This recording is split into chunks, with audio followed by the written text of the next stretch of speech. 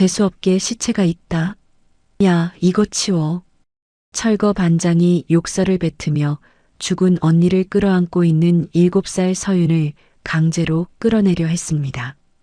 그 순간 아이는 야생동물처럼 괴성을 지르며 반장의 손목을 이빨로 찢어발겼습니다. 아, 이 미친년이. 붉은 피가 하얀 눈 위에 뚝뚝 떨어져 핏빛꽃을 피웠습니다. 바로 그때 검은 세단 행렬이 급정거했고 지팡이를 짚은 한 노인이 차에서 내렸습니다. 대성그룹 박태산 회장이었습니다. 아이의 목에 걸린 낡은 펜던트를 본 순간 그의 온몸이 전율했습니다. 30년 전 실종된 딸의 마지막 흔적이었거든요. 이게 어떻게... 하지만 이 운명적인 만남은 지옥의 서막에 불과했습니다. 탐욕의 눈이 먼 조카는 이미 삼촌을 독살할 계획을 세웠고 7살 아이는 생존을 위해 어른들도 두려워할 치밀한 복수를 준비하고 있었습니다. 과연 누가 살아남을까요? 좋아요와 구독을 눌러두시면 삶에 도움이 되는 이야기와 정보를 가장 편하게 받아보실 수 있습니다. 오늘의 사연 시작합니다. 기록적인 한파 경보가 내려진 겨울 아침이었습니다. 서울 외곽의 달동네 재개발 구역에는 새벽부터 굴삭기와 덤프트럭들이 줄지어 서 있었습니다. 대성그룹의 모태가 되었던 이곳은 이제 역사 속으로 사라질 운명이었습니다. 야, 빨리 치워. 오늘 안에 끝내야 한다고. 철거 반장이 쇠파이프를 든 용역들에게 고함을 질렀습니다. 하얀 입김이 추운 공기 중에 피어올랐습니다. 판잣집들이 하나씩 부서져 나가고 폐자재 더미가 곳곳에 쌓였습니다. 용역들은 추위에 움츠린 어깨를 으쓱거리며 망치와 쇠지렛대를 휘둘렀습니다. 반장이 굴삭기 진입로를 확보하려고 폐자재를 치우다가 발걸음을 멈췄습니다. 뭔가 이상했습니다. 뭐야 이거? 흙구덩이 속에서 무언가 움직이는 것이 보였습니다. 반장이 고개를 숙여 자세히 들여다보니 7살쯤 되어 보이는 여자아이가 죽은 아이를 끌어안고 웅크리고 있었습니다. 아이의 얼굴은 추위에 새파랗게 질려 있었고 입술은 보랏빛으로 변해 있었습니다. 낡은 옷가지들이 몸에 덕지덕지 걸쳐져 있었지만 추위를 막기엔 역부족이었습니다. 재수없게 시체가 있네. 야, 이거 치워. 반장이 욕설을 뱉으며 서윤을 강제로 끌어내려고 손을 뻗었습니다. 그 순간 서윤이 짐승 같은 괴성을 지르며 반장의 손목을 물어뜯었습니다. 작고 하얀 이빨이 살 속 깊숙이 파고들었습니다. 아, 이 미친년이. 반장이 피를 뚝뚝 흘리며 손목을 움켜쥐고 뒤로 물러섰습니다. 붉은 피가 하얀 눈 위에 떨어져 번져나갔습니다. 서윤은 죽은 언니 앞을 온몸으로 막아서며 이빨을 드러내고 으르렁거렸습니다. 야생동물처럼 몸을 잔뜩 웅크린 채 경계의 눈빛을 보냈습니다. 뭐 하는 거야? 빨리 저 애를 잡아. 반장이 소리치자 다른 용역들이 쇠파이프를 들고 다가왔습니다. 서윤은 더욱 몸을 움츠렸지만 언니의 시신에서 한 발짝도 물러서지 않았습니다. 바로 그때 검은 세단 행렬이 소란스러운 현장 앞에 멈춰 섰습니다. 최고급 승용차 세대가 일렬로 늘어섰습니다. 가운데 차에서 지팡이를 짚은 70대 노인이 천천히 내려왔습니다. 대성그룹 박태산 회장이었습니다. 태산은 회색 캐시미어 코트를 걸치고 있었지만 깊게 패인 주름과 굽은 어깨가 세월의 무게를 말해주고 있었습니다. 그의 눈에는 깊은 슬픔이 서려 있었습니다. 회장님, 위험합니다. 차 안에 계십시오. 수행 비서들이 재빠르게 다가와 만류했습니다. 하지만 태산은 이미 차 문을 열고 나와 있었습니다. 지팡이 끝이 얼어붙은 땅을 톡톡 치는 소리가 정적을 깨뜨렸습니다. 저는 여기서 나고 자란 사람입니다. 태산이 천천히 말했습니다. 목소리에는 깊은 그리움이 묻어 있었습니다. 마지막으로 보고 싶었어요. 그는 위태로운 걸음으로 아이가 있는 구덩이 쪽으로 향했습니다. 발걸음 하나하나가 조심스러웠습니다. 용역들이 덤벼들려 하자 경호원들이 재빠르게 앞을 막아섰습니다. 물러서 경호원장이 날카롭게 외쳤습니다.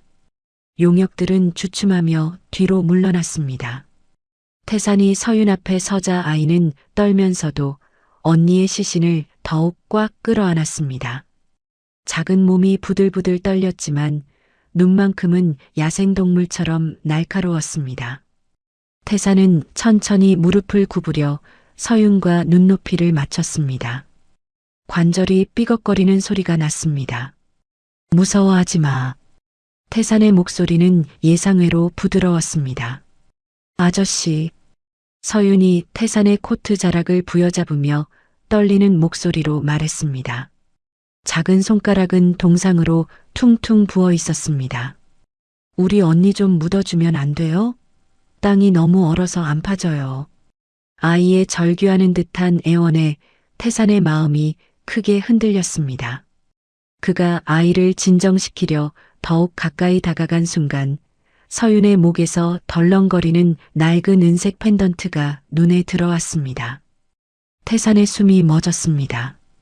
그 펜던트는 조잡하고 낡았지만 뒷면의 이니셜 표식만큼은 선명했습니다. 30년 전 실종된 딸을 위해 자신이 직접 도안하고 세공사에게 의뢰해 새긴 그 표식이었습니다. 세상에 단 하나뿐인 표식이었습니다. 이게 어떻게? 태산의 동공이 거칠게 흔들렸습니다. 온몸에 소름이 돋았습니다. 지팡이가 힘없이 손에서 놓쳐 얼어붙은 땅에 떨어졌습니다. 쨍그랑하는 금속음이 정막을 깨뜨렸습니다. 그는 흙바닥에 무릎을 꿇은 채 떨리는 손으로 펜던트와 아이의 얼굴을 번갈아 확인했습니다. 서윤의 눈동자에서 30년 전 사라진 딸의 모습이 어른거렸습니다. 이럴 수가. 태산의 입술이 바들바들 떨렸습니다. 가슴 속에서 뭔가 벅차오르는 감정이 솟구쳤습니다. 회장님, 비서실장이 다급하게 다가왔습니다. 태산의 이상한 모습을 본 것입니다. 태산은 벼락 같은 고함을 질렀습니다. 당장 공사를 중단해. 목청이 터져라 소리를 질렀습니다. 최고급 장례 절차를 준비하라고. 네. 하지만 회장님. 시끄러. 내 말이 안 들려. 태산의 눈에서 눈물이 주룩주룩 흘러내렸습니다. 차가운 겨울바람이 눈물을 얼려 뺨에 달라붙었습니다. 그는 탈진에 정신을 잃어가는 서윤을 자신의 캐시미어 롱코트로 정성스럽게 감쌌습니다. 그리고 무릎이 아픈 것도 잊은 채 직접 아이를 들어 올렸습니다. 서윤의 몸은 깃털처럼 가벼웠습니다. 차를 대. 태산이 외쳤습니다. 검은 세단이 재빠르게 다가왔습니다. 태산은 서윤을 뒷좌석에 조심스럽게 눕혔습니다. 아이의 창백한 얼굴에 자신의 손을 대보았습니다. 체온이 너무 낮았습니다. 차가 부드럽게 움직이기 시작했습니다. 태산은 서윤의 손등에 난 동상 자국과 앙상한 손목을 어루만지며 비서실장에게 낮은 목소리로 속삭였습니다. 극비리의 유전자 검사팀을 호출해. 지금 당장. 알겠습니다. 그런데 회장님, 혹시 이 아이가. 나중에 이야기하자. 태산의 목소리는 간절했습니다. 창밖으로 눈발이 흩날리기 시작했습니다. 며칠 뒤 엄수된 언니의 장례식장에서 태산은 상복을 입은 서윤의 곁을 한시도 떠나지 않았습니다. 조문객들이 수군거렸지만 태산은 개의치 않았습니다. 화장터의 마지막 연기가 완전히 사라질 때까지 꼿꼿이 자리를 지켰습니다. 모든 절차가 끝났습니다. 성북동 대저택의 거대한 철문이 천천히 열렸습니다. 서윤은 태산의 따뜻한 손에 이끌려 낯설고 웅장한 자신의 새로운 집으로 첫 발을 내디뎠습니다. 차가운 겨울바람이 두 사람의 뒤를 따라 저택 안으로 스며들었지만 이제 서윤에게는 더 이상 추위가 아니었습니다. 저택에 도착한 날 저녁 거대한 샹들리에가 거실을 환하게 비추고 있었습니다. 서윤은 소파에 앉아 자신의 작은 손을 내려다보고 있었습니다. 목욕을 하고 깨끗한 옷을 입었지만 여전히 어색하기만 했습니다. 현관문이 벌컥 열리는 소리가 들렸습니다. 삼촌, 왜 연락도 안 하고? 목소리의 주인은 40대 남성이었습니다. 대성그룹 전무 최민준이었습니다. 그는 거실로 들어서다가 소파에 앉은 낯선 아이를 보고 걸음을 멈췄습니다. 저 애는 누구입니까? 민준의 목소리에는 노골적인 불쾌감이 묻어 있었습니다. 눈을 가늘게 뜨며 서윤을 위아래로 훑어보았습니다. 내가 데려온 아이다. 태산이 계단을 내려오며 말했습니다. 뭐라고요? 갑자기 애를 데려오시다니 이게 무슨... 저녁 먹자. 자세한 이야기는 나중에 하고. 태산이 서윤의 손을 잡고 식당으로 향했습니다. 민주는 못마땅한 표정으로 뒤따랐습니다. 식당의 긴 테이블에 세 사람이 앉았습니다. 하얀 식탁보 위에 고급 그릇들이 가지런히 놓여 있었습니다. 서윤은 포크와 나이프를 어떻게 쓰는지 몰라 가만히 앉아 있었습니다. 왜 안 먹니? 태산이 부드럽게 물었습니다. 서윤이 손으로 밥을 집으려 하자 민준이 혀를 찼습니다. 역시 근본이 없으니까. 이런 천박함은 어쩔 수 없나 보네요. 민준이 코웃음을 치며 말했습니다. 쾅! 태산이 주먹으로 식탁을 내리쳤습니다. 그릇들이 덜컹거렸습니다. 당장 나가. 태산의 목소리가 식당을 울렸습니다. 삼촌, 제가 뭘... 내 접시 치워버리라고. 태산이 벌떡 일어서며 소리쳤습니다. 민준의 접시가 바닥에 떨어져 산산이 깨졌습니다. 민준은 입술을 악물며 자리에서 일어났습니다. 문을 쾅 닫고 나가는 발소리가 복도에 메아리 쳤습니다. 태산은 다시 자리에 앉아 직접 숟가락을 들었습니다.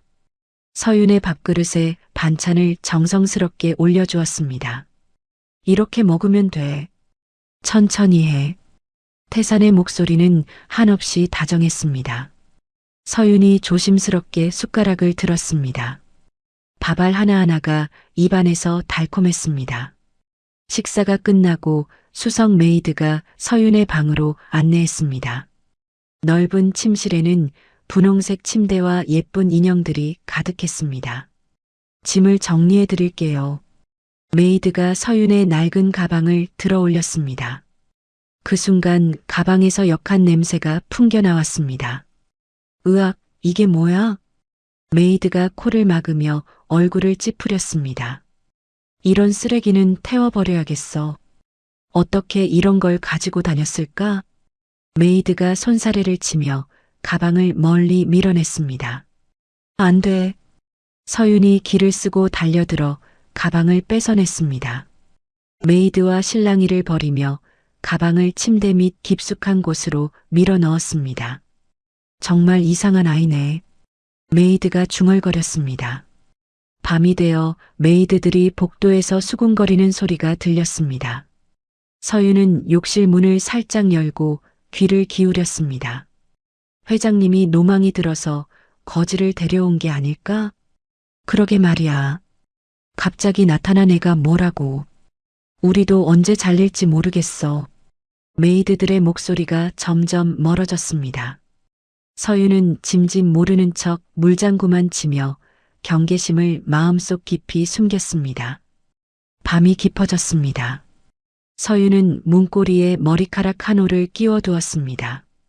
누군가 들어왔다 나가면 머리카락이 떨어질 것이었습니다. 방문을 단단히 잠그고 이불 속에서 숨을 죽였습니다. 다음 날 아침 태사는 서윤을 위해 명문가 출신 가정교사들을 불러들였습니다. 피아노 선생님, 영어 선생님, 예절 선생님이 줄지어 저택에 도착했습니다. 이 아이를 제대로 된 숙녀로 만들어주세요. 태산이 선생님들에게 부탁했습니다. 또한 죽은 딸이 쓰던 방의 인테리어를 서윤의 취향에 맞춰 새롭게 꾸며주었습니다. 분홍색 벽지를 바꾸고 서윤이 좋아할 만한 동화책들로 책장을 채웠습니다. 한편 민주는 자신의 사무실에서 신복인 김 실장을 불러들였습니다. 저 애의 뒷조사를 해. 민준이 책상에 주먹을 내리치며 말했습니다. 어떤 쪽으로 조사하시겠습니까? 김 실장이 고개를 숙이며 물었습니다. 뭐든 상관없어. 가짜라는 증거를 찾아내든지 아니면 만들어내든지. 민준의 눈에 차가운 빛이 스쳐 지나갔습니다. 삼촌이 유전자 검사 결과를 받기 전에 손을 써야 해. 알겠습니다.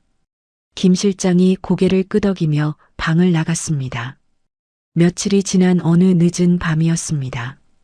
서윤이 목이 말라 물을 마시러 방 밖으로 나왔습니다. 복도는 조용했고 어둠만이 가득했습니다. 서재 쪽에서 희미한 불빛이 새어나오는 것을 보고 서윤의 발걸음이 멈췄습니다. 문이 살짝 열려 있었습니다. 서윤이 조심스럽게 다가가자 민준의 목소리가 들려왔습니다. 그래, 확실해 보입니다. 민준이 누군가와 전화를 하고 있었습니다. 친자가 맞는 것 같으니까 결과가 나오기 전에 가짜로 만들어야 합니다. 서윤의 심장이 쿵쾅거렸습니다. 돈은 걱정하지 마세요. 제가 충분히 준비했으니까. 민준의 목소리가 점점 가까워졌습니다. 서윤은 황급히 복도 장식장 뒤의 어둠 속으로 몸을 숨겼습니다. 문이 열리며 민준이 나왔습니다. 그는 주변을 살피더니 다시 서재로 들어가 문을 닫았습니다. 서윤은 가슴을 쓸어내렸습니다. 등에서 식은땀이 줄줄 흘러내렸습니다. 다음 날 아침 태산의 집무실 책상 위에는 갈색 봉투 하나가 놓여 있었습니다. 봉투 안에는 이 아이는 가짜입니다라는 문구와 함께 조작된 서윤의 과거 사진들이 들어 있었습니다.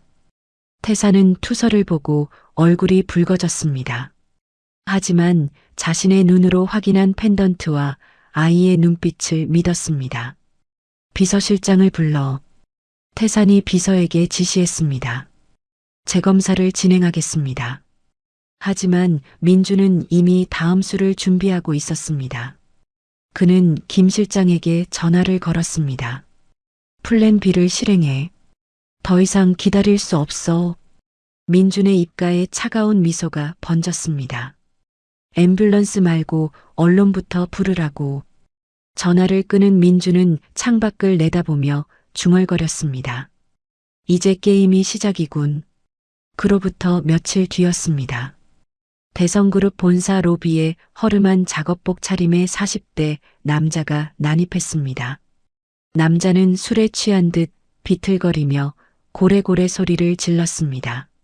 내 딸 서윤이를 재벌 회장이 유괴했다. 로비에 있던 사람들이 모두 남자 쪽으로 고개를 돌렸습니다. 보안 요원들이 급히 달려왔지만 남자는 이미 준비된 듯 소리를 지르고 있었습니다. 내 딸을 돌려달라고. 바로 그때 미리 연락을 받은 듯한 유튜버들과 기자들이 로비로 몰려들었습니다.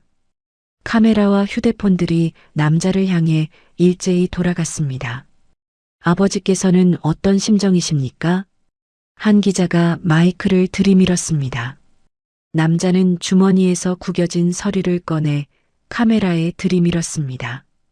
여기 가족관계 증명서 있어요. 서윤이는 제 딸이라고요. 서류에는 이서윤이라는 이름과 남자의 이름이 아버지란으로 적혀 있었습니다. 하지만 종이가 어딘지 어색하게 구겨져 있었고 도장 자리가 조금 번져 보였습니다. 재벌들이 가난한 사람 자식을 빼앗아가도 되는 겁니까?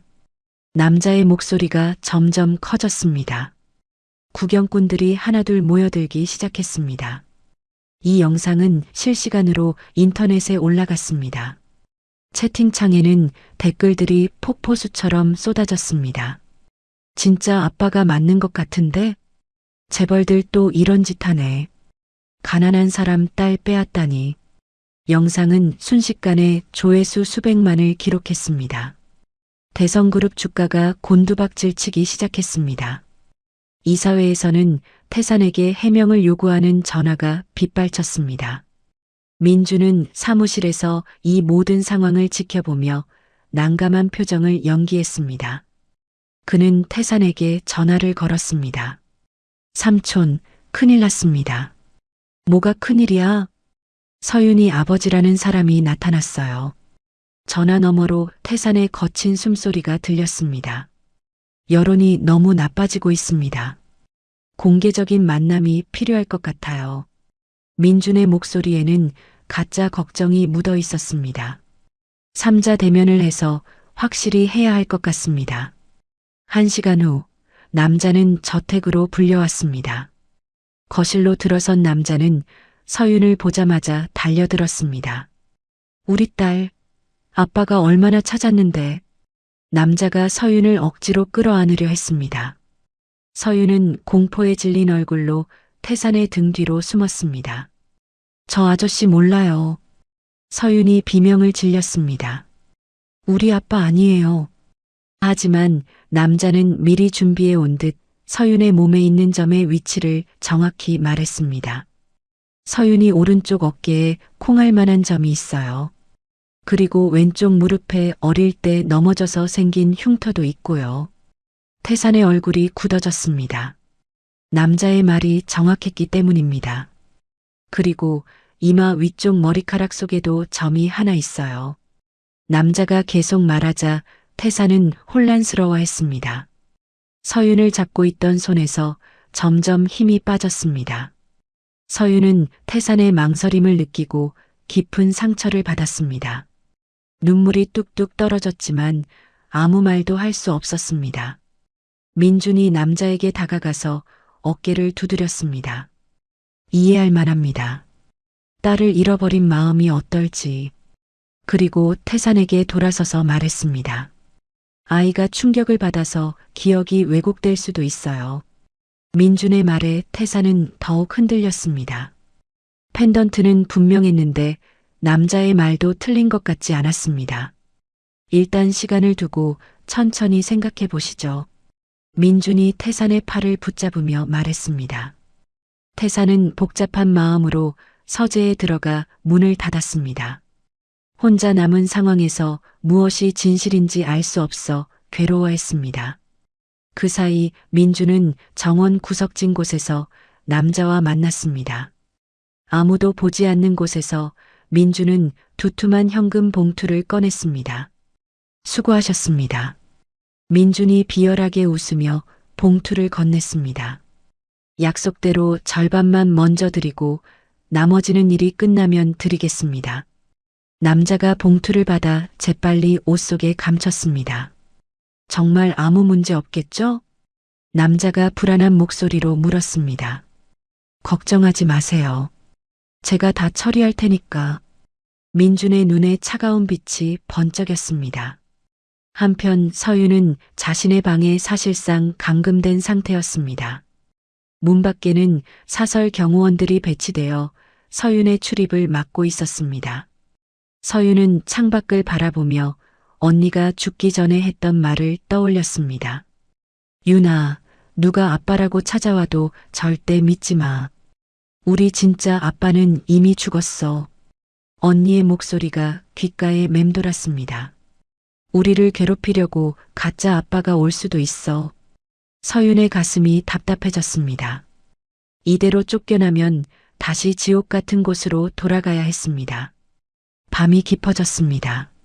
서윤은 침대 밑에 숨겨두었던 냄새나는 가방을 조심스럽게 꺼냈습니다.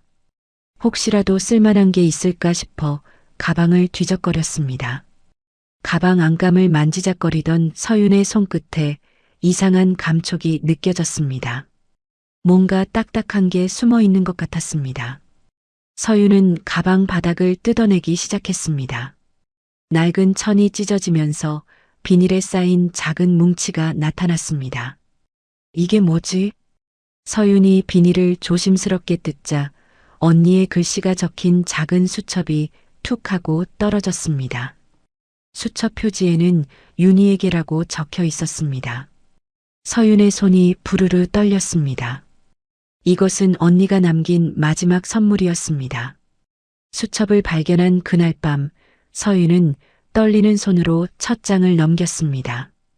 언니의 삐뚤빼뚤한 글씨가 촛불처럼 희미한 조명 아래 드러났습니다. 우리 엄마가 죽기 전에 한 말을 써둔다. 윤희가 꼭 알아야 할 것들이야. 서윤의 눈에서 눈물이 주룩 흘러내렸습니다. 언니가 이런 걸 남겨뒀다는 사실이 믿어지지 않았습니다. 엄마는 우리 진짜 아빠가 박씨 성을 가진 부잣집 아들이라고 했어. 그런데 할아버지가 반대해서 결혼을 못했대. 다음 장을 넘기자 더 자세한 내용이 나왔습니다. 아빠는 교통사고로 죽었어. 엄마가 임신한 걸 모르고 죽은 거야. 그래서 할아버지도 우리가 있는 줄 몰라. 서윤은 숨을 크게 들이마셨습니다. 이런 이야기를 언니가 혼자 간직하고 있었다니. 수첩 한 귀퉁이에는 흐릿한 사진이 붙어 있었습니다. 젊은 남자가 웃고 있는 모습이었습니다. 사진 뒤에는 박정민, 윤희 아빠라고 적혀 있었습니다. 이 펜던트는 아빠가 엄마에게 준 거야. 엄마가 죽을 때 윤희한테 꼭 주라고 했어. 서윤이 목에 걸린 펜던트를 만져보았습니다. 뒷면에 이상한 표시가 무슨 뜻인지 이제야 알 것 같았습니다. 수첩을 더 넘기자 무서운 내용이 나왔습니다. 김철수라는 나쁜 아저씨가 계속 우리를 괴롭히고 있어. 자기가 우리 아빠라고 거짓말해. 엄마한테서 돈을 뜯어갔어. 서윤의 심장이 쿵쾅거렸습니다. 김철수라는 이름을 어디선가 들어본 것 같았습니다. 이 아저씨는 주민등록번호가 72만 1015-123만 4567이야. 감옥에 다녀온 나쁜 사람이야. 언니가 이런 것까지 알아놨다니 놀라웠습니다. 서윤은 방문이 밖에서 잠겨 있음을 확인했습니다. 경호원들의 발자국 소리가 복도에서 들렸습니다. 어떻게 이 정보를 태산에게 전해야 할지 고민했습니다. 문득 서윤은 방 구석에 있는 작은 문을 떠올렸습니다. 식기를 올리고 내리는 작은 승강기였습니다. 예전에 메이드가 사용하는 걸 본 적이 있었습니다. 서윤은 작은 문을 열어보았습니다. 좁은 통로가 아래로 이어져 있었습니다. 어른이 들어가기는 힘들어 보였지만 자신 정도 크기면 가능할 것 같았습니다.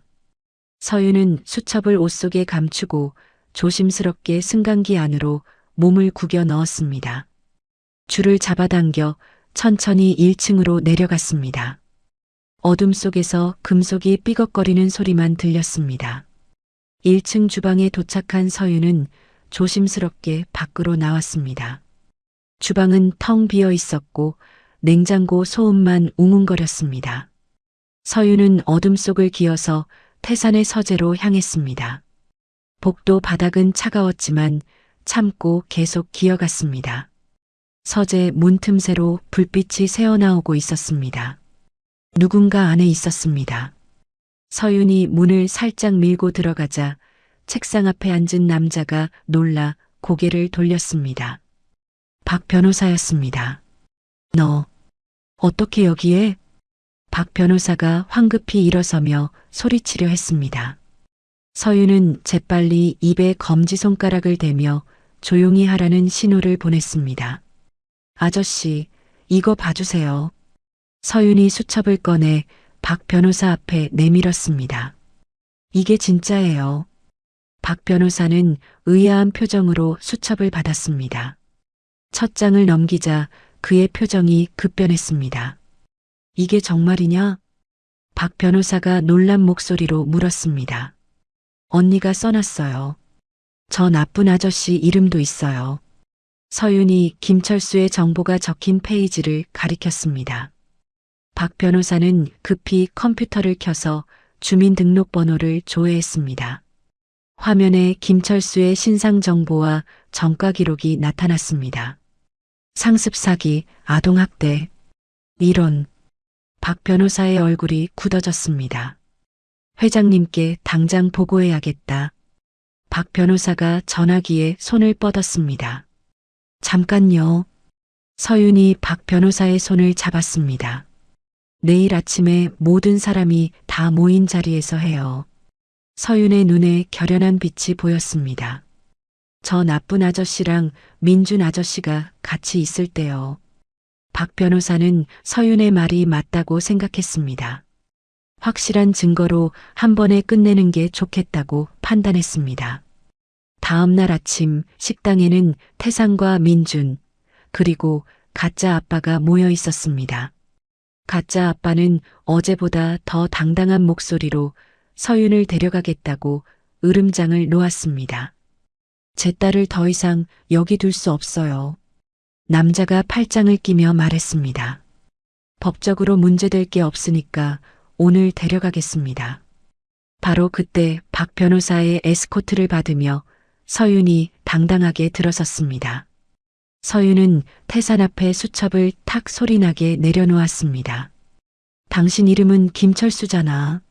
서윤이 가짜 아빠를 향해 소리쳤습니다.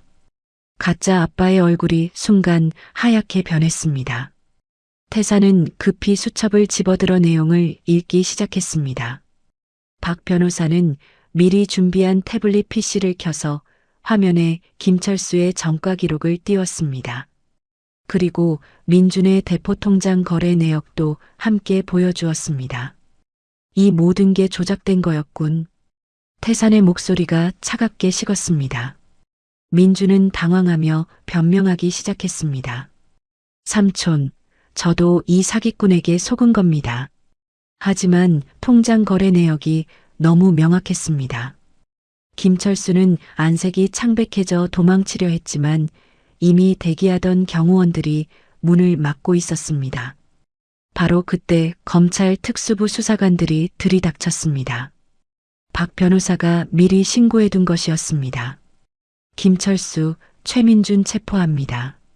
수사관들이 수갑을 꺼내며 다가왔습니다. 민준은 마지막까지 발악했습니다. 이건 모함이야. 조작된 증거라고. 하지만 아무도 그의 말을 믿지 않았습니다. 태산은 수첩을 가슴에 품고 서윤을 끌어안았습니다. 못난 할아버지를 용서해다오.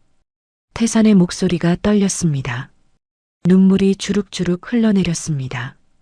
위기가 완전히 끝나자 서윤의 다리에서 힘이 풀렸습니다. 긴장이 한 번에 풀리면서 주저앉았습니다. 박 변호사가 서윤을 안아 올리며 전화를 받았습니다. 회장님이 깨어나셨다는 소식입니다. 서윤은 그제야 참았던 울음을 터뜨렸습니다. 모든 것이 끝났다는 안도감이 밀려왔습니다. 사건이 마무리되고 한 달이 지났습니다. 태산은 서윤을 대성그룹의 공식 후계자로 공표하기 위해 성대한 파티를 준비했습니다. 창립 50주년 기념 행사였습니다. 정재계 인사들이 모두 참석한다는 소문이 돌았습니다. 파티 당일 오후 서윤은 특별실에서 전문가들의 손을 받고 있었습니다. 유명 디자이너들이 서윤의 몸에 남은 흉터를 특수 메이크업으로 가려주었습니다. 정말 예쁜 아가씨가 되었네요. 메이크업 아티스트가 감탄하며 말했습니다. 서윤은 거울 속 자신의 모습을 신기하게 바라봤습니다. 빈민가 고아의 모습은 완전히 사라지고 우아한 영예로 변해 있었습니다. 파티장 대기실에서 태산이 서윤을 기다리고 있었습니다. 그는 정장을 차려입고 지팡이 대신 멋진 지팡이를 들고 있었습니다. 할아버지. 서윤이 들어오자 태산의 얼굴에 환한 미소가 번졌습니다. 우리 공주님 정말 아름답구나. 태산이 서윤의 손을 잡으며 말했습니다. 이걸 내게 주고 싶었어. 태산은 서윤에게 두툼한 봉투를 건넸습니다. 봉투 안에는 그룹 지분 양도 서류가 들어 있었습니다. 이제 누구도 널 무시하지 못해. 태산의 목소리에는 확신이 담겨 있었습니다. 할아버지가 지켜줄게. 웅장한 음악이 파티장에 울려 퍼졌습니다. 태산과 서윤이 손을 맞잡고 대리석 계단을 천천히 내려왔습니다. 수백 개의 카메라 플래시가 일제히 터지며 연회장을 대낮처럼 밝혔습니다. 저분이 소문의 상속녀군요. 정말 회장님을 닮으셨네. 참석자들이 수군거렸습니다. 모두의 시선이 서윤에게 집중되었습니다. 태산은 단상에 올라 마이크를 잡았습니다. 연회장이 조용해졌습니다. 오늘 여러분께 소중한 발표를 하고자 합니다. 태산의 목소리가 스피커를 통해 울려 퍼졌습니다. 서윤이는 제 유일한 혈육입니다. 박수 소리가 터져 나왔습니다. 대형 스크린에 유전자 검사 결과 원본이 공개되었습니다. 99.99% 일치라는 숫자가 선명하게 나타났습니다. 참석자들이 기립박수를 보냈습니다. 박수 소리가 천장까지 울려 퍼졌습니다. 구석에 서 있던 민주는 샴페인 잔을 쥔 손에 핏줄이 설 정도로 분노를 억누르고 있었습니다. 보석금으로 풀려났지만 이미 모든 게 끝난 상황이었습니다. 서윤은 떨지 않고 마이크를 잡았습니다. 어린 목소리였지만 당당했습니다. 할아버지와 언니가 지켜준 이 이름을 부끄럽지 않게 하겠습니다. 서윤의 목소리에 진정성이 묻어났습니다. 앞으로 더 많은 아이들을 도와주고 싶어요. 또다시 박수가 터져 나왔습니다. 파티가 무르익을 무렵 민주는 매수해둔 웨이터에게 신호를 보냈습니다. 웨이터는 고개를 끄덕이며 주방으로 향했습니다. 주방에서 웨이터는 주위를 살피더니 작은 약병을 꺼냈습니다. 무색무취의 액체를 태산 전용 물잔에 몇 방울 떨어뜨렸습니다. 이제 마지막이다. 웨이터가 중얼거렸습니다. 태산과 서윤은 테라스로 나가 밤하늘을 바라봤습니다. 곧 불꽃놀이가 시작될 예정이었습니다. 할아버지, 정말 꿈 같아요. 서윤이 난간에 기대며 말했습니다. 꿈이 아니야. 이제 우리는 진짜 가족이란다. 태산이 서윤의 머리를 쓰다듬었습니다. 그의 얼굴에 처음으로 근심 없는 환한 미소가 떠올랐습니다. 하늘에서 첫 번째 불꽃이 터졌습니다. 화려한 색깔들이 어둠을 수놓았습니다. 와, 정말 예쁘다. 서윤이 손뼉을 치며 좋아했습니다.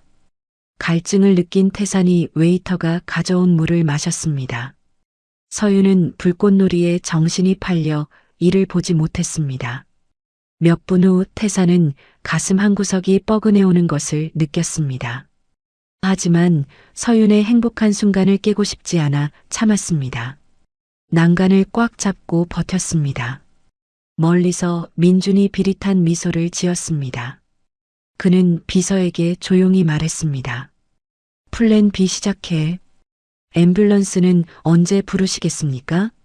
최대한 늦게. 민준의 목소리에는 차가운 계산이 깔려 있었습니다. 할아버지, 저 불꽃 좀 보세요. 서윤이 흥분해서 뒤를 돌아봤습니다. 태산의 얼굴이 잿빛으로 변해 식은 땀을 흘리고 있었습니다. 숨소리도 거칠어져 있었습니다. 할아버지, 서윤의 목소리에 놀라는 기색이 역력했습니다. 태산이 휘청거리며 서윤의 어깨를 잡으려 했지만 허공을 가르고 말았습니다. 그대로 바닥에 쓰러졌습니다. 할아버지, 서윤의 비명소리가 불꽃놀이 폭음에 묻혔습니다. 어둠 속에서 검은 양복을 입은 사람들이 하나둘 나타나기 시작했습니다. 저택을 에워싸는 새로운 위기가 다가오고 있었습니다. 다음 날 새벽 쓰러진 태산은 병원으로 급히 이송되었습니다. 하지만 민준이 미리 손을 써둔 병원장은 진단서를 조작했습니다. 단순 과로로 인한 쇼크입니다. 병원장이 거짓말을 했습니다. 실제로는 심장에 문제가 생긴 상황이었습니다. 며칠 안정을 취하시면 괜찮아질 겁니다. 민주는 만족스러운 표정으로 고개를 끄덕였습니다. 이제 태산을 제거할 명분이 생긴 것이었습니다. 그날 오후 민주는 긴급 이사회를 소집했습니다. 회의실에는 이사들이 하나둘 모여들었습니다. 회장님의 건강 상태가 심각합니다. 민준이 심각한 표정으로 말했습니다. 이런 상황에서는 비상경영위원장이 필요합니다. 이사들은 서로 눈치를 보며 수군거렸습니다. 민준의 말이 틀리지 않아 보였기 때문입니다. 한편 저택에 홀로 남겨진 서윤은 완전히 고립되었습니다. 모든 전화선이 끊어졌고 인터넷도 차단되었습니다. 문 밖에는 낯선 사설 경호원들이 지키고 있었습니다. 태산을 따르던 기존 경호원들은 모두 해고되었습니다. 태산을 섬기던 집사와 메이드들도 하나둘 쫓겨났습니다. 짐을 싸들고 나가는 그들의 얼굴에는 걱정이 가득했습니다. 아가씨, 조심하세요. 늙은 집사가 서윤에게 조용히 속삭였습니다. 위험한 일이 생기면 서재를 기억하세요. 집사가 무슨 뜻인지 서윤은 알 수 없었습니다. 새로운 사람들은 서윤에게 냉정했습니다. 물 한 모금도 제대로 주지 않았습니다. 굶주림과 공포에 떨던 서윤은 문득 태산이 했던 말을 떠올렸습니다. 내 서재 액자 뒤에는 눈이 달려 있다. 당시에는 무슨 뜻인지 몰랐지만 지금 생각해보니 뭔가 숨겨진 의미가 있는 것 같았습니다. 서윤은 배가 아픈 척 바닥에 뒹굴기 시작했습니다. 아야, 배 아파. 서윤이 비명을 지르며 몸부림쳤습니다. 경호원이 당황해서 문을 열고 들어왔습니다. 뭐가 문제야? 경호원이 서윤을 살피려고 몸을 숙였습니다. 바로 그 순간 서윤은 재빠르게 경호원의 다리 사이로 빠져나갔습니다. 야, 잡아. 경호원이 소리쳤지만 서윤은 이미 복도를 질주하고 있었습니다. 서윤은 이용했던 더메이터를 떠올렸습니다. 급히 주방으로 향해 좁은 통로 속으로 몸을 던졌습니다. 어디 갔어? 경호원들의 목소리가 멀어졌습니다. 서윤은 2층 서재로 향했습니다. 뒤늦게 쫓아온 경호원들이 서재 문을 부수려 했습니다. 쾅쾅쾅! 문을 두드리는 소리가 요란했습니다. 서윤은 태산이 아끼던 대형 산수화 액자를 밀어냈습니다. 액자 뒤에 벽 금고와 작은 렌즈가 숨어 있었습니다. 이게 눈이구나. 서윤이 깨달았습니다. 태산이 몰래 카메라를 설치해 둔 것이었습니다. 서윤은 떨리는 손으로 카메라의 메모리 카드를 빼냈습니다. 또한 금고 안에는 민준의 비자금 장부와 각종 비밀 서류들이 들어 있었습니다. 회장님이 이미 다 알고 계셨구나. 서윤이 중얼거렸습니다. 문이 부서지기 직전이었습니다. 서윤은 증거물들을 옷 속에 감추고 책장 뒤를 살폈습니다. 책장 뒤에 좁은 쪽문이 숨어 있었습니다. 하인들이 사용하던 비밀 통로였습니다. 서윤은 문을 열고 어둠 속으로 기어 들어갔습니다. 먼지와 거미줄이 가득한 좁은 통로였습니다. 기어서 저택 밖으로 빠져나온 서윤은 온몸이 흙투성이가 되었습니다. 하지만 중요한 증거를 손에 넣었다는 기쁨이 컸습니다. 저택 담장 밖에서는 박 변호사가 차를 대기시키고 기다리고 있었습니다. 집사가 미리 연락을 해둔 것이었습니다. 아가씨, 박 변호사가 서윤을 발견하고 급히 달려왔습니다. 빨리 타세요. 서윤이 차에 타자마자 박 변호사가 급히 출발했습니다.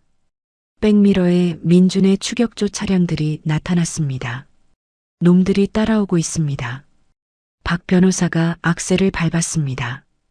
도심 한복판에서 목숨을 건 추격전이 시작되었습니다. 뒤따라오는 검은 차들이 박 변호사의 차를 막으려 했습니다. 쾅! 범퍼끼리 부딪히는 소리가 났습니다. 뒷유리가 깨지면서 파편이 튀었습니다. 괜찮습니까?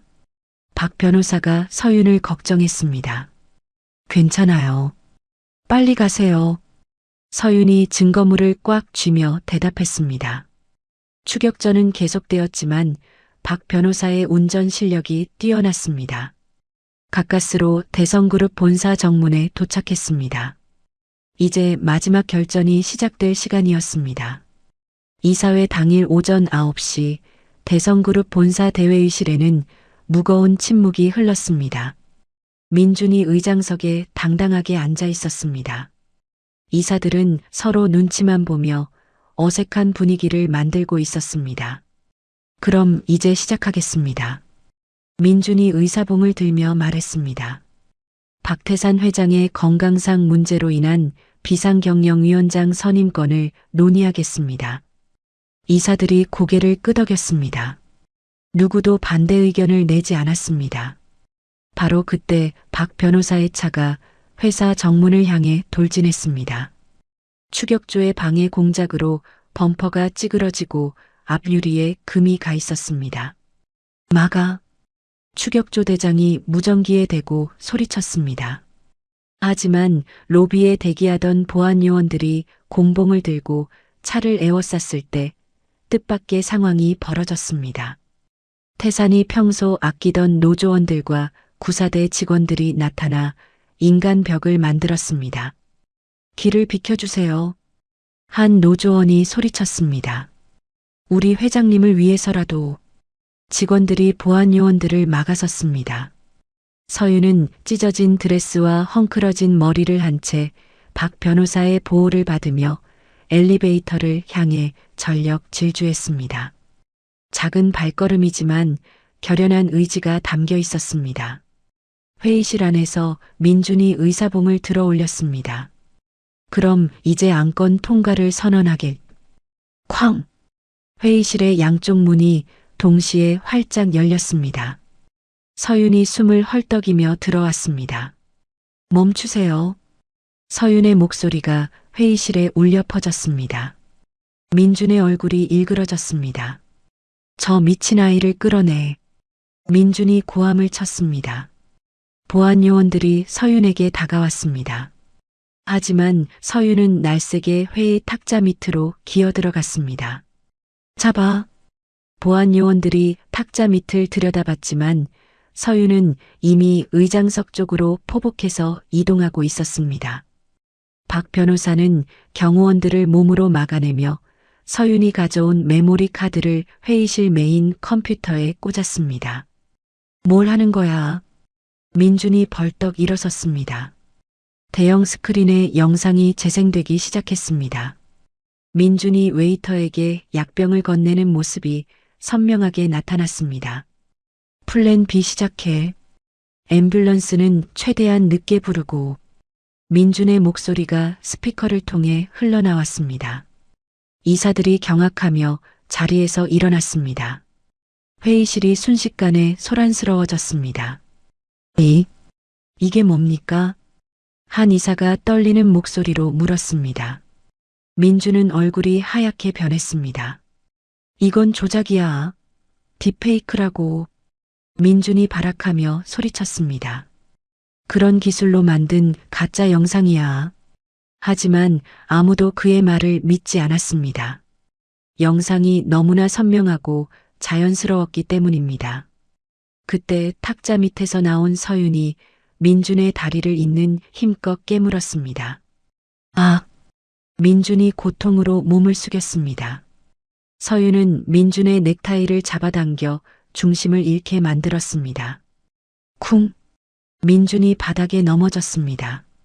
의사봉이 굴러떨어져 바닥에서 딸랑거렸습니다. 민준이 서윤을 때리려고 손을 치켜들었습니다. 바로 그때 회의실 문이 벌컥 열리며 검찰 특수부 수사관들이 들이닥쳤습니다. 최민준, 살인 미수 혐의로 체포합니다. 수사관이 민준의 팔을 꺾어 제압했습니다. 오른쪽 어깨에 멍이 들 수 있습니다. 수갑이 찰칵 소리를 내며 채워졌습니다. 끌려나가는 민준은 서윤을 노려보며 독한 말을 내뱉었습니다. 이런 식으로 끝날 줄 알았냐? 너 같은. 조용히 하세요. 수사관이 민준의 입을 막으며 끌고 나갔습니다. 서윤은 흔들림 없는 눈빛으로 그를 응시했습니다. 더 이상 무서워하지 않았습니다. 모든 상황이 종료되자 긴장이 풀린 서윤의 다리에 힘이 풀렸습니다. 바닥에 주저앉은 서윤을 이사들이 하나둘 둘러쌌습니다. 정말 고생하셨습니다. 나이 많은 이사가 서윤에게 고개를 숙였습니다. 우리가 잘못 판단할 뻔했습니다. 다른 이사들도 차례로 사과했습니다. 박 변호사가 서윤을 안아 올렸습니다. 그때 그의 휴대폰이 울렸습니다. 여보세요? 박 변호사가 전화를 받았습니다. 네, 정말입니까? 박 변호사의 얼굴이 환해졌습니다. 회장님이 깨어나셨대요. 박 변호사가 서윤에게 기쁜 소식을 전했습니다. 서윤은 그제야 참았던 울음을 터뜨렸습니다. 모든 것이 끝났다는 안도감과 태산이 깨어났다는 기쁨이 한꺼번에 밀려왔습니다. 길고 긴 악몽이 드디어 끝나는 순간이었습니다. 폭풍우가 지나가고 계절이 바뀐 어느 따뜻한 봄날이었습니다. 민주는 살인 미수 및 횡령 혐의로 무기징역을 선고받았습니다. 모든 재산을 몰수당한 채 차가운 독방에 수감되었습니다. 기적적으로 의식을 회복한 태사는 지독한 재활 치료를 견뎌냈습니다. 휠체어에 앉아 병원 정원에서 서윤을 기다리고 있었습니다. 봄바람이 그의 하얀 머리카락을 부드럽게 흔들었습니다. 할아버지, 학교를 마친 서윤이 교복을 입고 뛰어왔습니다. 태산의 품에 안기며 학교에서 있었던 일들을 제잘제잘 이야기했습니다. 오늘 수학 시험에서 100점 받았어요. 서윤이 시험지를 펼쳐 보였습니다. 우리 공주가 정말 똑똑하구나. 태산이 서윤의 머리를 쓰다듬으며 흐뭇하게 웃었습니다. 주말이 되자 태산과 서윤은 함께 언니가 잠들어 있는 추모 공원을 찾았습니다. 묘비 앞에 하얀 카네이션과 서윤의 100점짜리 시험지를 정성스럽게 올려놓았습니다. 언니, 나 이제 정말 행복해. 서윤이 묘비에 대고 속삭였습니다. 할아버지가 나를 정말 많이 사랑해 주세요. 태산은 무릎을 꿇고 묘비 앞에서 깊게 절했습니다. 고마워요. 서윤이를 지켜줘서. 태산의 목소리가 떨렸습니다. 며칠 후 태산은 대대적인 기자회견을 열었습니다. 언니의 이름을 딴 서진 재단 설립을 공식 발표했습니다. 대성그룹 이익금의 절반을 사회에 환원하겠습니다. 태산의 발표에 기자들이 놀라는 표정을 지었습니다. 가난한 아이들이 서윤이처럼 행복하게 자랄 수 있도록 돕겠습니다. 재단 설립식 날 서윤은 단상에 올라 테이프 커팅을 했습니다. 가위를 든 작은 손이 떨렸지만 목소리는 당당했습니다. 세상의 모든 언니와 동생들을 지키겠습니다. 서윤의 다짐에 박수가 터져 나왔습니다. 이제 서윤은 주말마다 재단 산하 보육원을 방문했습니다. 과거의 자신처럼 소외된 아이들에게 책을 읽어주는 봉사를 했습니다. 옛날 옛적에 서윤의 목소리에 아이들이 집중했습니다. 서윤 자신도 이런 시간을 통해 마음의 상처를 치유해 갔습니다. 저택의 정원도 크게 변했습니다.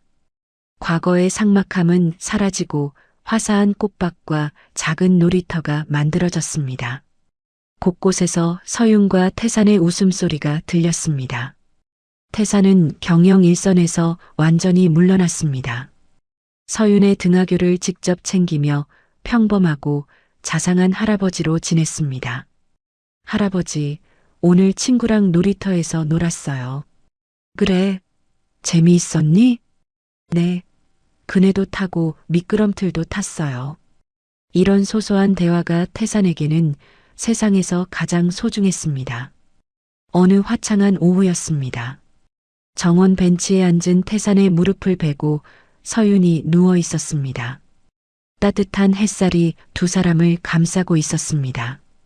할아버지, 서윤이 고개를 들어 태산을 바라봤습니다.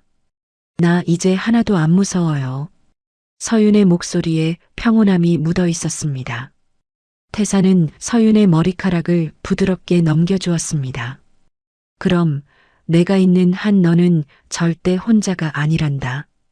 태산이 다정하게 답했습니다. 정원 한쪽 테이블에는 특별한 사진이 놓여 있었습니다. 죽은 언니와 서윤, 그리고 태산이 함께 있는 합성 사진이었습니다.